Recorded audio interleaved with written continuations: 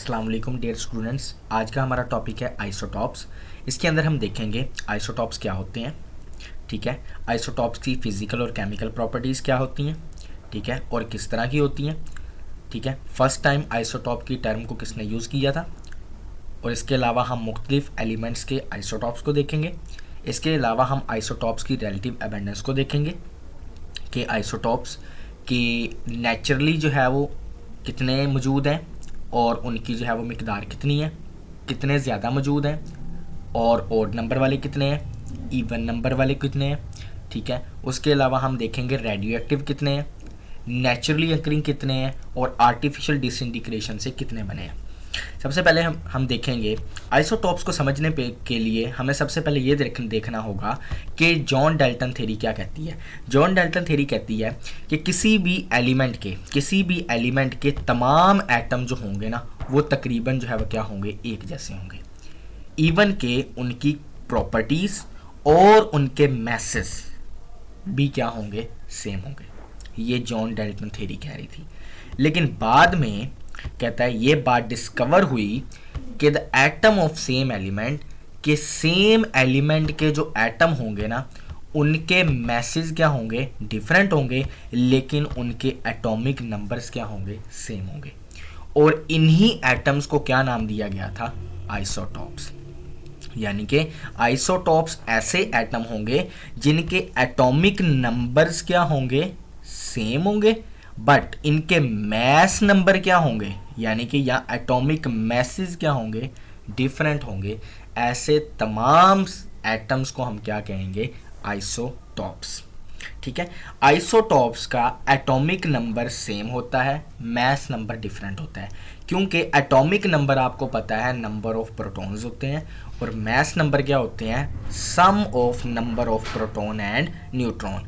अगर atomic number same है इसका मतलब नंबर ऑफ प्रोटॉन सेम है, तो डिफरेंट क्या होंगे, नंबर ऑफ न्यूट्रॉन। तो इसका मतलब है इनकी डेफिनेशन आइसोटॉप्स की एक इस तरह से भी बन सकती है, atoms that have same proton number but different neutron number. समझ आ गई है। तो आइसोटॉप्स जो है, दूसरी डेफिनेशन एक और है कि isotopes different kind of atom होते हैं। Isotopes are the different kind of atom. Isotope मुख्तलिफ किस्म के एटम्स होते हैं, लेकिन एलिमेंट क्या होता है, सेम एलिमेंट के मुख्तलिफ किस्म के एटम होते हैं जिनका एटॉमिक नंबर क्या होता है, सेम होता है, लेकिन उनके एटॉमिक मैसेज क्या होते हैं जी, डिफरेंट होते हैं, ठीक है। अब आइसोटॉप्स की प्रॉपर्टीज़ के बारे में बात करें, हमें पता है हर चीज़ के अंदर दो तरह की प्रॉपर्टीज़ होती हैं, या उसकी केमिकल प्रॉपर्टीज़ और उसकी फिज़िकल प्रॉपर्टीज़।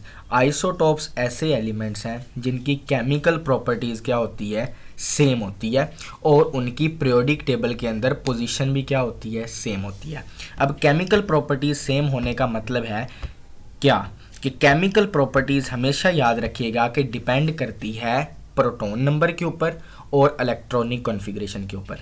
तो आइसोटॉप्स सेम एलिमेंट के एटम्स होते हैं, तो जाहिर सी बात है उनका प्रोटॉन नंबर क्या होगा, सेम होगा। अगर प्रोटॉन नंबर सेम है तो इसका मतलब उनकी इलेक्ट्रॉनिक कॉन्फ़िगरेशन भी क्या होगी, सेम होगी, ठीक है। बट इनकी फिजिकल प्रॉपर्टीज़ क्या होती हैं, डिफरेंट होती हैं। अब हम जानते हैं इनकी फिजिकल प्रॉपर्टीज़ डिपेंड कर रही होती हैं मैसेज के ऊपर। अगर मैसेज इनके चेंज है तो इसका मतलब है इनकी फिजिकल प्रॉपर्टीज़ भी क्या होंगी, चेंज होंगी। तो सवाल आ सकता है why isotopes have same chemical properties but different physical properties. तो इनका आंसर यही है कि केमिकल प्रॉपर्टीज़ डिपेंड कर रही होती हैं आइसोटॉप्स की उनकी इलेक्ट्रॉनिक कॉन्फ़िगरेशन के ऊपर।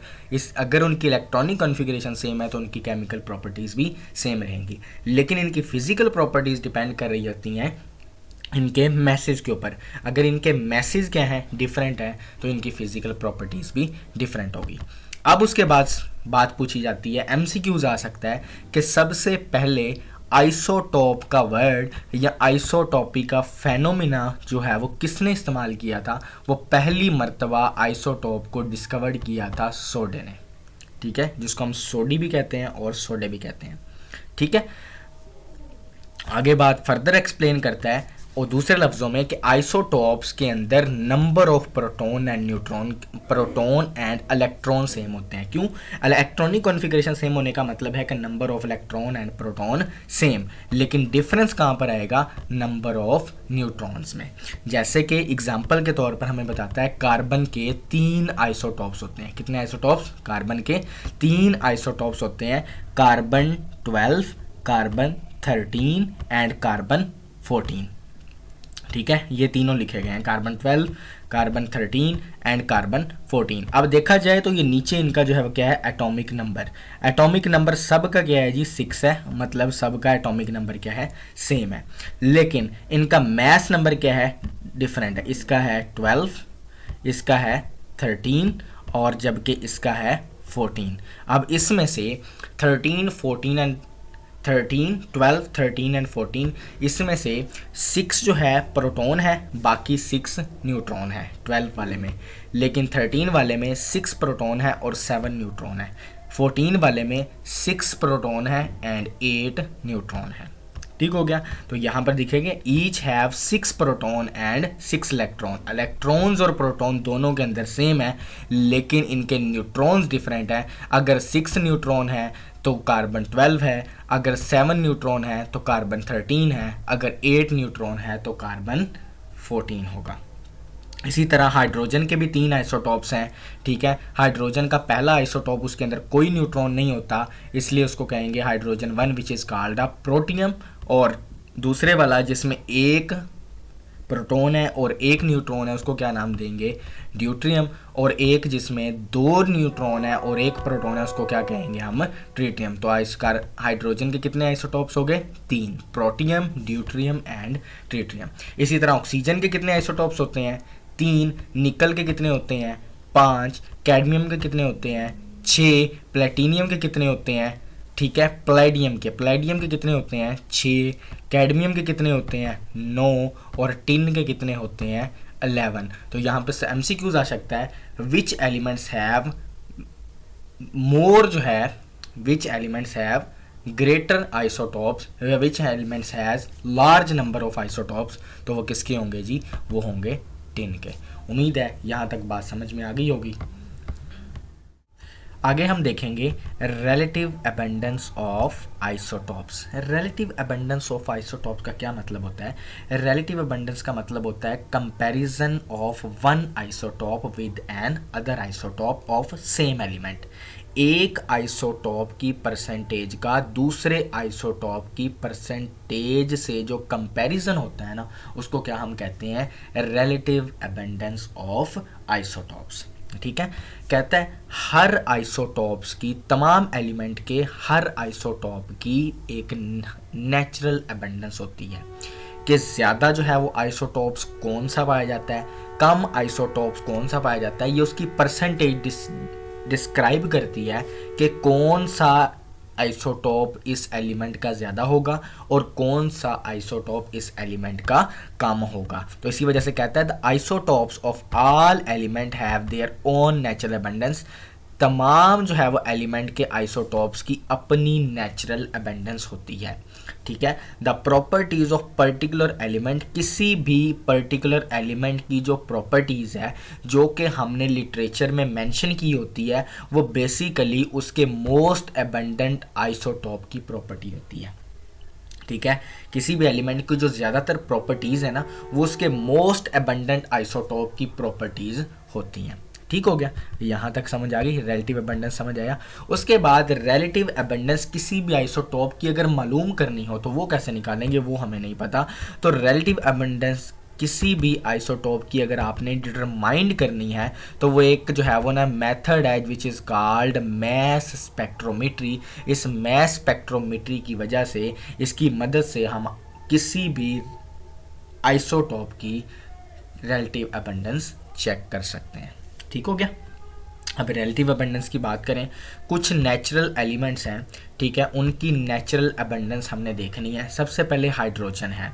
हाइड्रोजन के जो है वो 2 आइसोटॉप्स हैं, प्रोटियम एंड ड्यूट्रियम।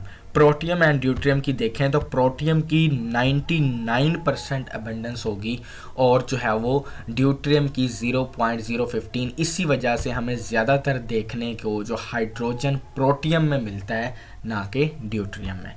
ठीक है, अगर कार्बन की हम अबंडेंस देखें, कार्बन 12 और कार्बन 13, इसमें कार्बन 12 की 98.89% है और कार्बन 13 की 1.107 है। इसी वजह से ज़्यादातर हमें कार्बन 12 ही देखने को मिलता है। इसी तरह नाइट्रोजन की भी है, इसी तरह ऑक्सीजन की भी है, और इसी वजह देखें ऑक्सीजन की जो है वो 16, 17 और 18 तीन आइसोटॉप हैं, लेकिन ज़्यादा अबंडेंस किसकी है, 99.75 किसकी है, ऑक्सीजन 16 की। इसी वजह से इस दुनिया में हमें ज़्यादातर ऑक्सीजन 16 देखने को मिलता है। इसी तरह सल्फर की भी है, क्लोरीन की भी है, ठीक है ना, उसके बाद ब्रोमीन की भी है। तो ये नेचुरल अबंडेंस जो है यही जो है एलिमेंट्स की खसूसियात को भी बताती है कि किसी भी एलिमेंट की खसूसियात ज़्यादातर वही होंगी जो मोस्ट नेचुरली अबंडेंस आइसोटॉप की होंगी। ठीक हो गया, यहाँ तक उम्मीद है कि बात समझ में आ गई होगी। उसके बाद देखेंगे कि हम जानते हैं इस दुनिया के अंदर 280 जो है वो डिफरेंट आइसोटॉप्स पाए जाते हैं।